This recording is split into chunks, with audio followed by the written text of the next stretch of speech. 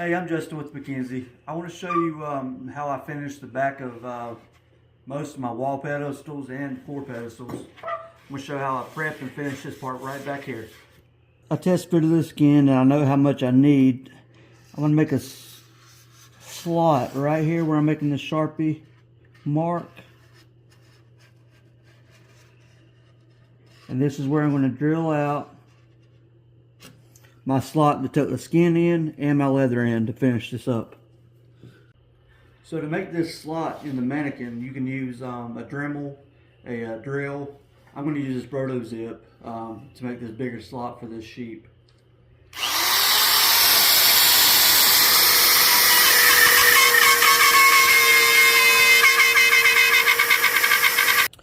Okay, so I got this mount flipped over, and I got the skin right here trimmed to tuck in this slot that I made. And I got this scrap piece of leather already kind of pinned in place. And then I got it traced out to cut.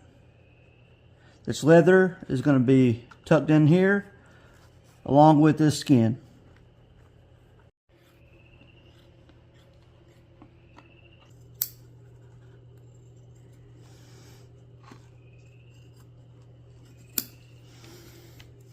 So I got this skin trimmed and ready to go. I'm going to take some of my high paste and bring it right up to the edge of this form.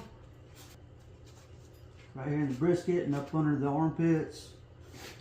Then I'm also going to put some right along this seam, right up against that slot that I made. And that's really going to hold that skin into place. Okay, so I got it all glued up, and I got my hair patterns aligned. I like to tuck in the brisket area first. I use this sharp regulator upholstery tool to grab the skin and tuck it into place. Once I have this midsection started, I'll start at this point, then I'll start at this point, then I'll come up here to the top and I'll start at this point. And then I'll start grabbing this skin and tucking it into place. Okay, so I got all the skin tucked in and glued into place with my high paste here. And I'm going to use the same McKenzie paste to glue this leather, this scrap piece of leather, into place. Toss that to the side and work your paste right up to the edge. And just put a real thin coat right over the foam here. And this is going to hold that leather in place, and we're going to tuck that leather in that same slot. Okay, so my hands are nice and clean, and I'm going to place this pre-cut piece of leather right up into place here.